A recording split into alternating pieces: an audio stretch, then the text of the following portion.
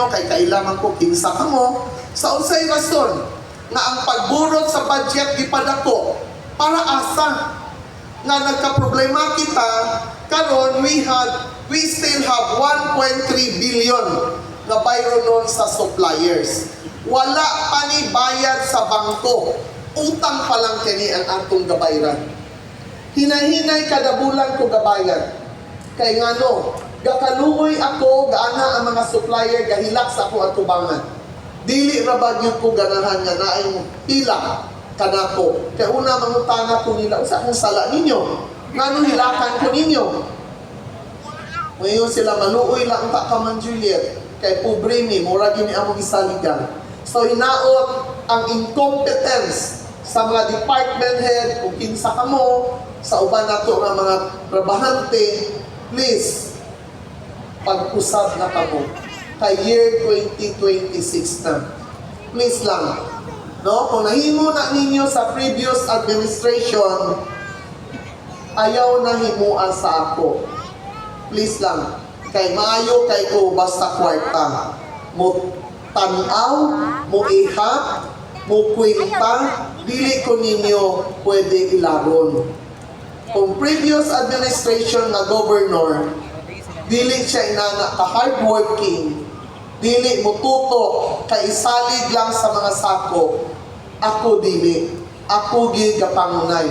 Labi na kung dako kaayo ang problema. Ako gyud magtrabaho sa unsay sakto nga para kaayuhan natong tanan. Tungod sa kadakong kakulangon sa atong probinsya, gisakripisyo nato ang uban na angay nato ihatag nga mga services. Labi na gyud sa mga kabus, sa mga kabaranggayan. Muna ang akong hangyo kaninyo antos kang mo karon kay nakita gyapon nako nga naay kaugmaon ang atong probinsya kay naa ko yung mga gipangpanday nga mga measures nga naay solusyon ang tanan. Dili nang madali, hinay-hinay kung nagtuo ako.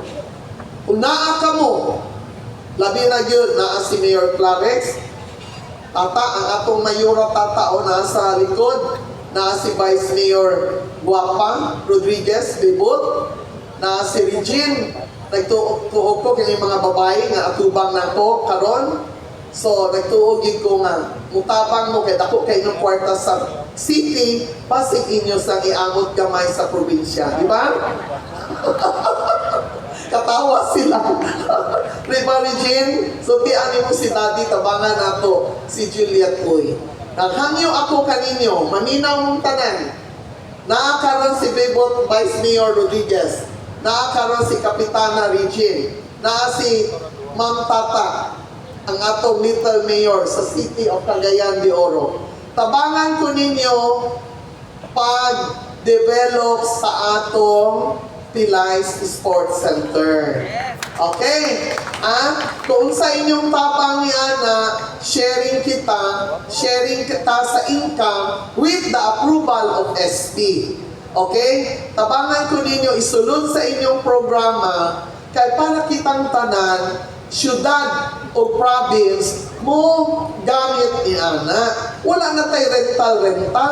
Kay mamuhunan naman mo.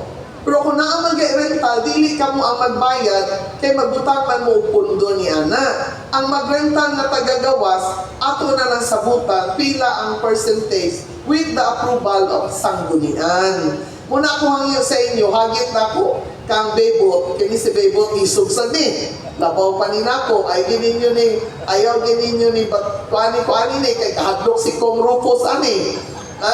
So, Ma'am Bebot, hangyo ko Vice, isulod sa imong budget ang atong Pilay Sports Center. Ana na siya, double na ha. Thank you kayo. Kay daghan programa ang atong syudad. City of Cagayan de Oro, sports-minded kayo ni si Vice Mayor Bebot. Labi na si Regine. Regine, imong pundo sa imong dati, ibutang nimo diha. Imo na to world class ang Pilay Sports Center. Ang ato ni Regine, wala pa ka na tao na anana. Si Jenny, uy, 1 year old, 2 years old pa na. Sige na nako dalon diya para magtuon og ligo sa swimming pool. No? So, hantod karon naminyo na lang, nakaapo na ko, naa pa ang swimming pool. Kulang pa kaayo ang atong ibutang diha nga mga facilities. Dili na ko kaya, na ako'y a certain amount nga mutabang, gani na isa ka negosyante nga Chinese, nagduol na ko, na Jul, tabangan ta ka, unsa imong ibutang din na, naala ko'y 3 million, tabangan ta ka. So naulaw ko kay matay siya 3 million. Nga asa daw ibutang para ma-develop na ko ang Pilay Sports Center. Iyon siya, maulaw ta, City of Cagayan de Oro. Urbanized City of Northern Mindanao. Maninana ang itsura sa atong sports center. So, naghangyo ako, magkapakaluoy ako sa city, labi na kang Mayor Clarence, uy, in behalf kang tata, na kang Vice Mayor, o nana, nagsoya na si Regine, madayon gayon kani.